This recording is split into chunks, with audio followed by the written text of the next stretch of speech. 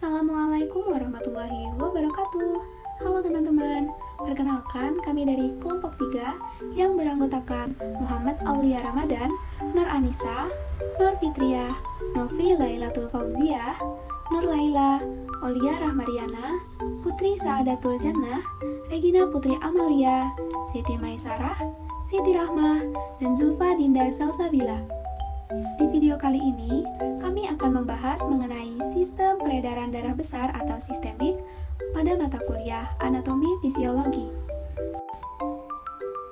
Peredaran darah besar.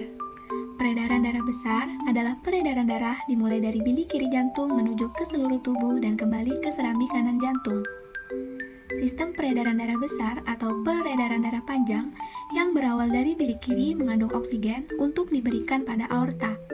Aorta tersebut akan mengalirkan darah menuju arteri atas dan arteri bawah. Jantung akan memompa lebih kuat untuk memberikan tekanan lebih pada darah. Tekanan darah tersebut dibantu oleh denyutan otot arteri di sepanjang perjalanan darah pada saluran darah. Definisi peredaran darah besar secara singkat yaitu dari jantung ke seluruh tubuh dan kembali lagi ke jantung. Organ yang terlibat. Pertama, jantung. Jantung adalah sebuah rongga organ berotot yang mampu memompa darah melewati pembuluh darah oleh kontraksi berirama yang berulang-ulang. Struktur dan fungsinya. Perhatikan gambar berikut. Jantung terdiri atas 4 ruangan, yaitu serambi kiri atau atrium kiri, dan serambi kanan atau atrium kanan, serta bilik kiri atau ventrikel kiri, dan bilik kanan atau ventrikel kanan. Serambi jantung terletak di bagian atas jantung, sedangkan bilik jantung berada di bagian bawah jantung.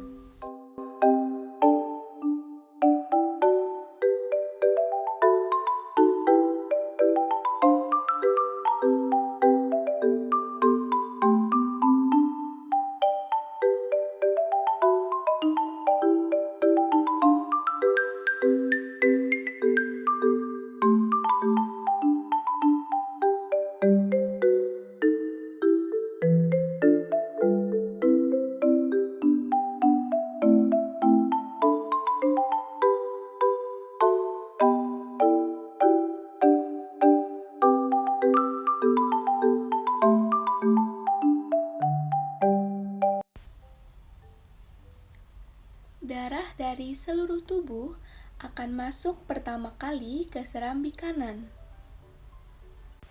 Sehingga darah dari serambi kanan banyak mengandung karbon dioksida atau CO2.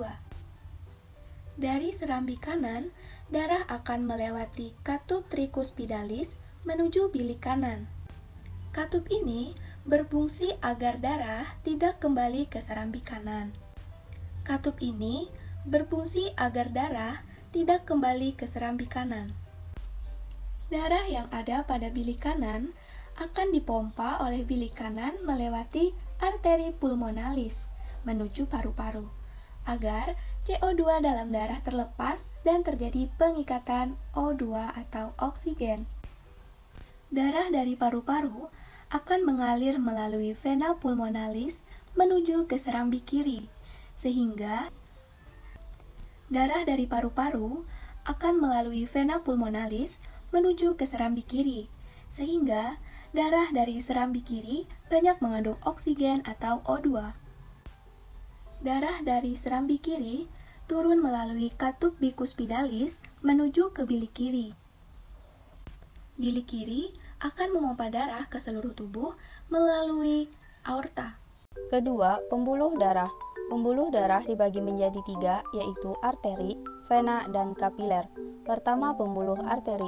Dalam sistem peredaran darah manusia, arteri adalah pembuluh darah elastis yang mengangkut darah dari jantung ke seluruh jaringan. Pembuluh arteri yang terbesar dinamakan aorta dan yang terkecil disebut arteriol. Arteri biasanya membawa darah yang kaya oksigen kecuali arteri pulmonalis dan umbilikalis. Arteri pulmonalis membawa darah yang telah terdioksigenasi atau kaya karbon dioksida dari jantung ke paru-paru.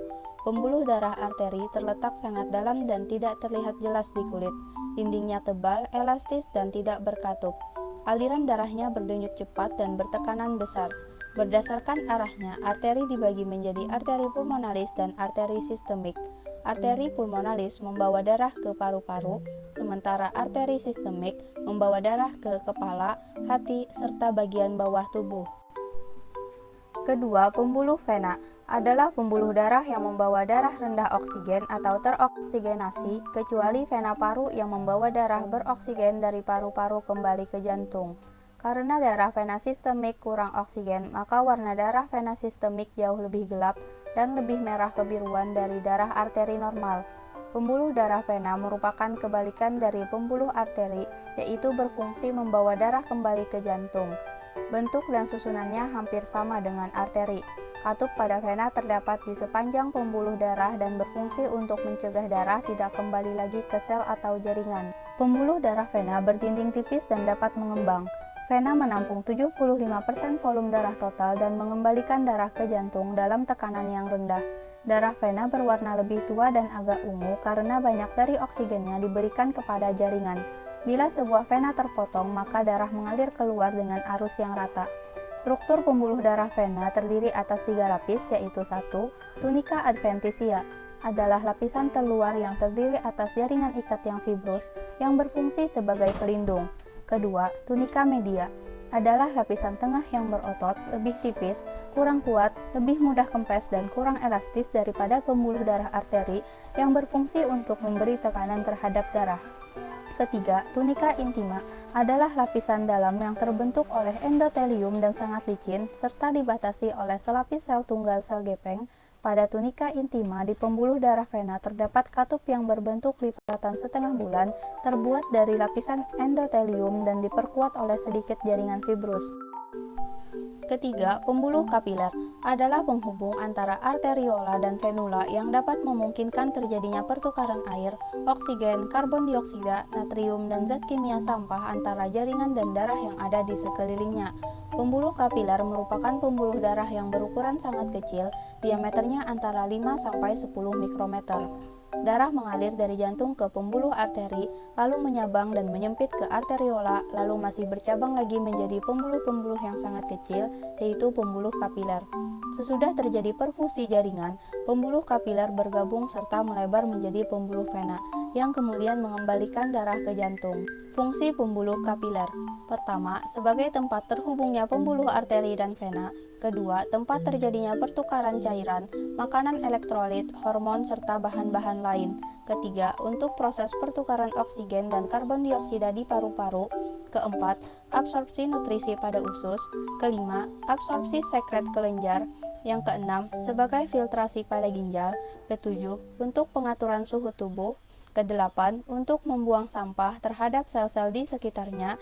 Kesembilan, sebagai penyerap sari makanan di usus.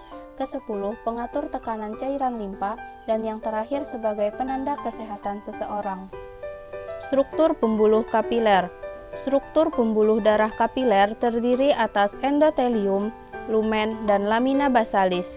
Endotelium merupakan sel yang terletak di bagian dalam rongga pembuluh darah kapiler.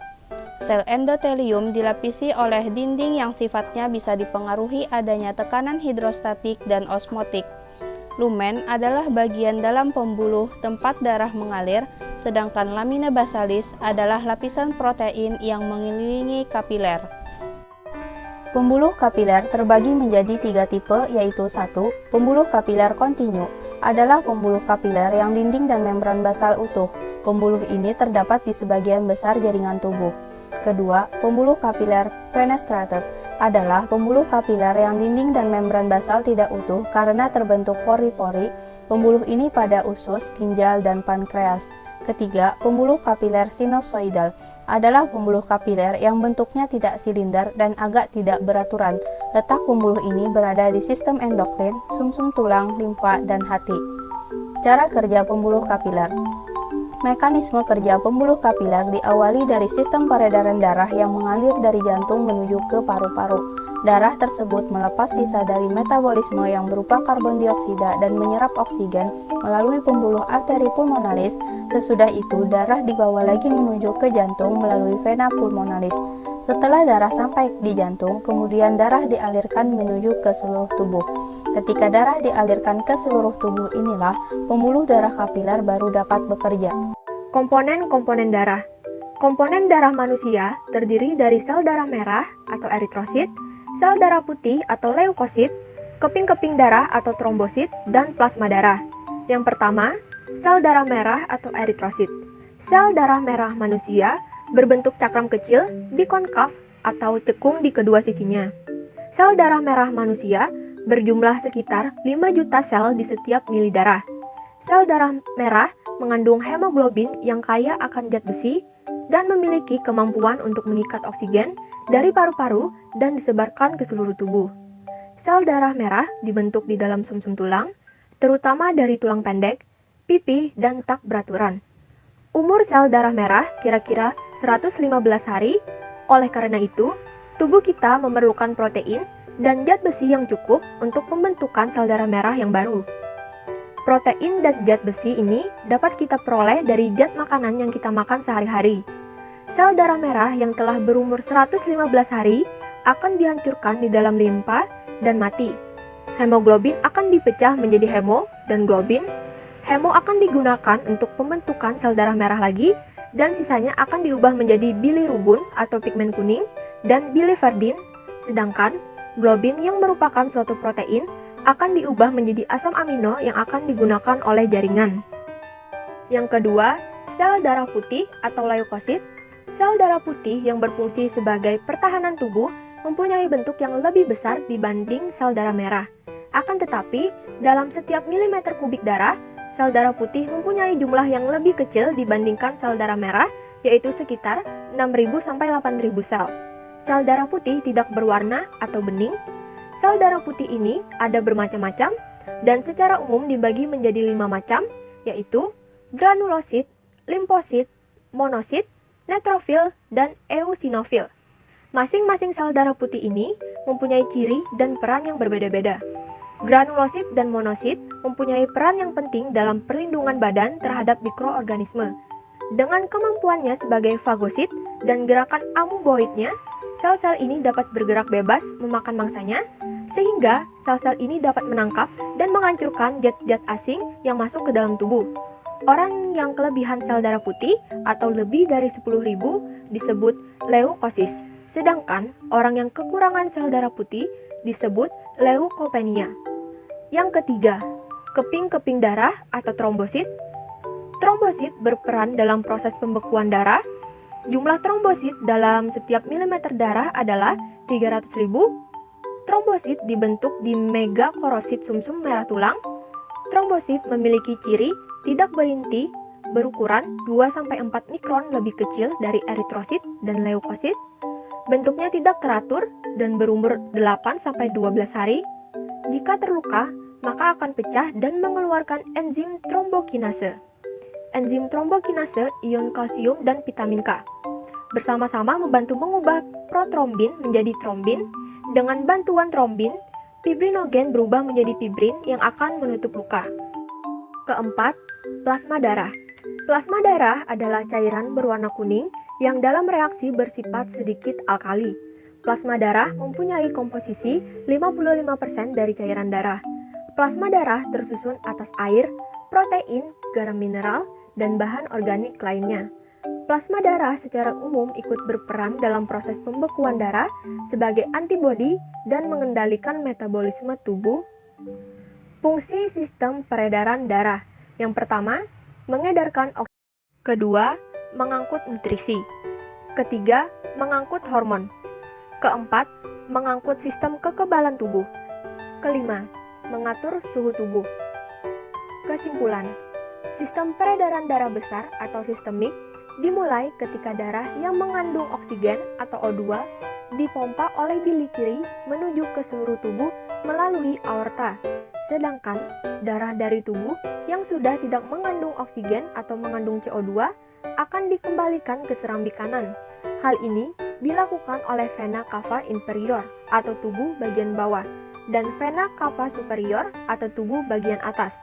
Sederhananya, sistem peredaran darah besar ini adalah jantung atau bilik kiri aorta menuju pembuluh nadi, menuju pembuluh kapiler, lalu ke pembuluh balik, lalu ke jantung atau serambi kanan. Organ yang terlibat adalah jantung dan pembuluh darah. Pembuluh darah terbagi 3, yaitu arteri, vena, dan kapiler. Komponen darah adalah eritrosit, leukosit, trombosit, dan plasma darah. Sekian pemaparan materi mengenai sistem peredaran darah besar atau sistemik dari kelompok 3. Terima kasih. Wassalamualaikum warahmatullahi wabarakatuh.